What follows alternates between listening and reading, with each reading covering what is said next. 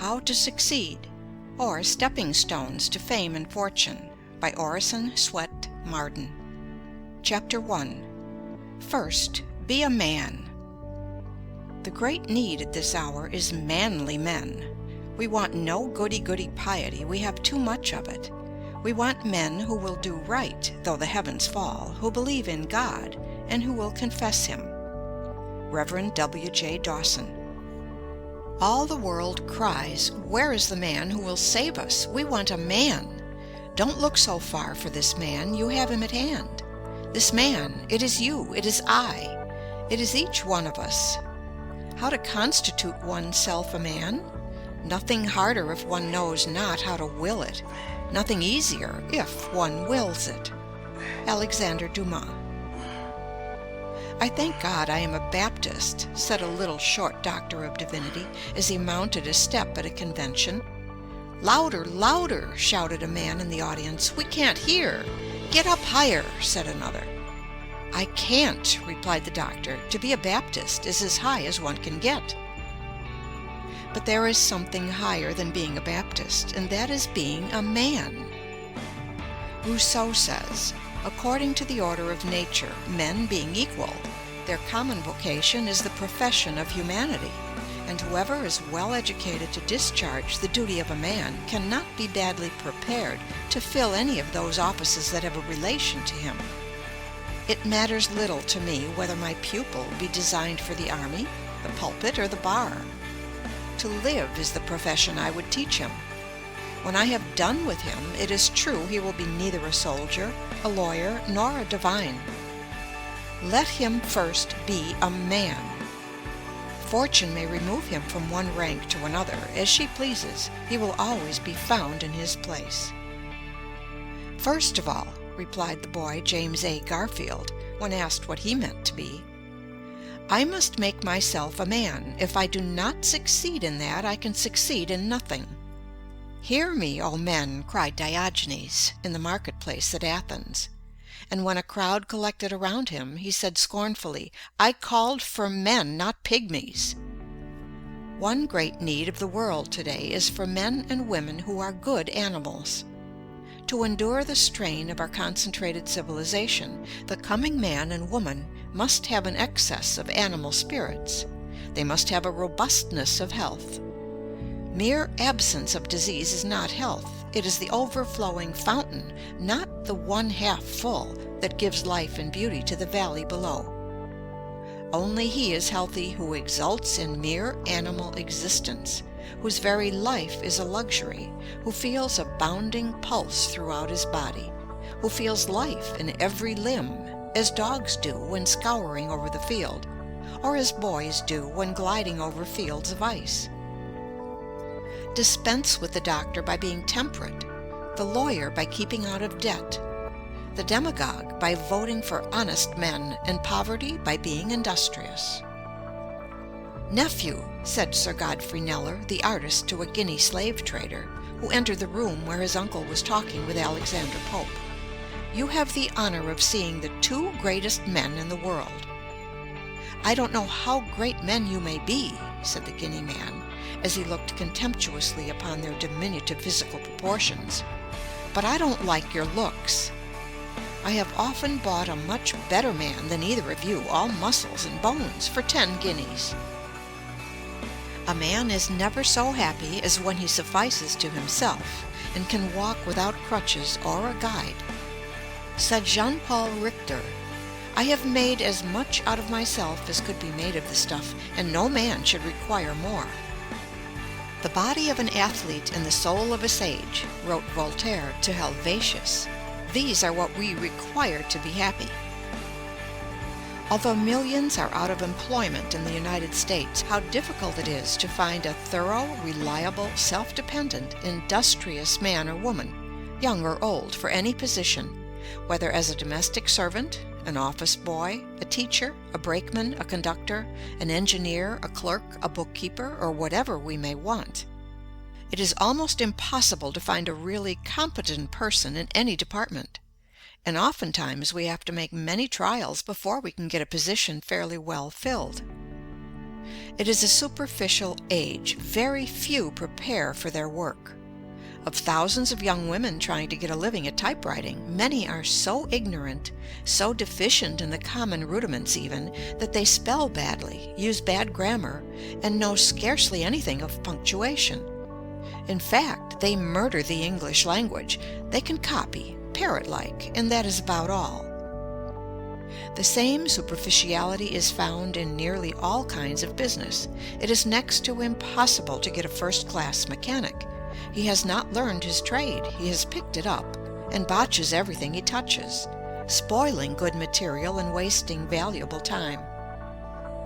In the professions, it is true, we find greater skill and faithfulness, but usually they have been developed at the expense of mental and moral breadth.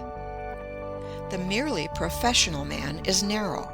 Worse than that, he is in a sense an artificial man, a creature of technicalities and specialties, removed alike from the broad truth of nature and from the healthy influence of human converse. In society, the most accomplished man of mere professional skill is often a nullity. He has sunk his personality in his dexterity. The aim of every man, said Humboldt, should be to secure the highest and most harmonious development of his powers to a complete and consistent whole. Some men impress us as immense possibilities. They seem to have a sweep of intellect that is grand, a penetrative power that is phenomenal.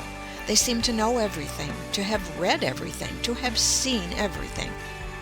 Nothing seems to escape the keenness of their vision, but somehow they are forever disappointing our expectations. They raise great hopes only to dash them. They are men of great promise, but they never pay. There is some indefinable want in their makeup. What the world needs is a clergyman who is broader than his pulpit, who does not look upon humanity with a white neckcloth ideal, and who would give the lie to the saying that the human race is divided into three classes: men, women, and ministers. Wanted, a clergyman who does not look upon his congregation from the standpoint of old theological books and dusty cobweb creeds, but who sees the merchant as in his store, the clerk as making sales, the lawyer pleading before the jury, the physician standing over the sick-bed. In other words, who looks upon the great, throbbing, stirring, pulsing, competing, scheming, ambitious, impulsive, tempted mass of humanity as one of their number, who can live with them, see with their eyes, hear with their ears, and experience their sensations. The world has a standing advertisement over the door of every profession, every occupation, every calling. Wanted, a man. Wanted, a lawyer who has not become the victim of his specialty, a mere walking bundle of precedents. Wanted, a shopkeeper who does not discuss markets wherever he goes. A man should be so much larger than his calling, so broad and symmetrical in his culture, that he would not talk shop in society, that no one would suspect how he gets his living. Nothing is more apparent in this age of specialties than the dwarfing, crippling, mutilating influence of occupations or professions. Specialties facilitate commerce and promote efficiency in the professions, but are often narrowing to individuals. The spirit of the age tends to doom the lawyer to a narrow life of practice, the businessman to a mere money-making career. Think of a man, the grandest of God's creations, spending his lifetime standing beside a machine for making screws. There is nothing to call out his individuality, his ingenuity, his powers of balancing, judging, deciding. He stands there year after year until he seems but a piece of mechanism. His powers, from lack of use, dwindle to mediocrity, to inferiority, until finally he becomes a mere part of the machine he tends. Wanted, a man who will not lose his individuality in a crowd, a man who has the courage of his convictions, who is not afraid to say no, though all the world say yes. Wanted, a man who, though he is dominated by a mighty purpose, will not permit one great faculty to dwarf, cripple, warp, or mutilate his manhood, who will not allow the overdevelopment of one faculty to stunt or paralyze his other faculties. Wanted, a man who is larger than his calling, who considers it a low estimate of his occupation to value it merely as a means of getting a living. Wanted, a man who sees self-development, education and culture, discipline and drill, character and manhood in his occupation. As nature tries every way to induce us to obey her laws by rewarding their observance with health, pleasure, and happiness, and punishes their violation by pain and disease, so she resorts to every means to induce us to expand and develop the great possibilities she has implanted within us. She nerves us to the struggle beneath which all great blessings are buried, and beguiles the tedious marches by holding up before us glittering prizes which we may almost touch, but never quite possess. She covers up her ends of discipline by trial, of character building through suffering, by throwing a splendor and glamour over the future, lest the hard dry facts of the present dishearten us, and she fail in her great purpose. How else could nature call the youth away from all the charms that hang around young life, but by presenting to his imagination pictures of future bliss and greatness, which will haunt his dreams until he resolves to make them real? As a mother teaches her babe to walk by holding up a toy at a distance, not that the child may reach the toy, but that it may develop its muscles and strength, compared with which the toys are mere baubles. So nature goes before us through life, tempting us with higher and higher toys, but ever with one object in view, the development of the man. In every great painting of the masters there is one idea or figure which stands out boldly beyond everything else.